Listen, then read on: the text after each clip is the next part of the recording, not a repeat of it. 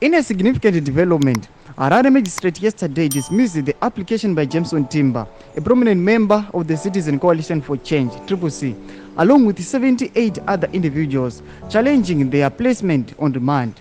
The 79 accused are facing charges of disorderly conduct and participating in an unlawful gathering. Sandabina mashokoti ona vana Jameson Timba vachidinawa release nokuda kwe the government and the ruling party ndokuti bosubscribe like tuna on the bell icon. Timna maunyoko mchinzi.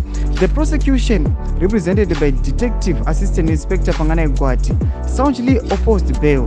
Gwati argued that the suspects were involved in a serious offense and alleged engaged in altercations with the law enforcement officers during the incident.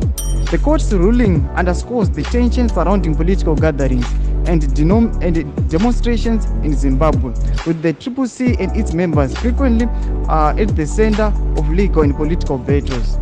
This case will likely draw considerable attention as it proceeds, given the high-profile nature of accused and broader implications for civic freedoms in Zimbabwe. Though mashoko ari kubuda panapa tiona vana Jameson Timba vachinyimwa bail, but pane issue iri kutaurwa aiwa the abuse kana kuti kushomeka kwefreedom kuopposition munyika yeZimbabwe nokuda kuti mabatiro avari kuitiwa ari kunzi haana kunaka. Sachimbotizema mafungiro enyu munoti kudii pamusoro pechiitiko ichi muchiona vachinyimwa release. Pina comment section medu mutudze mafungiro enyu, musakanga no subscribe, kuleka chero tina on the bell.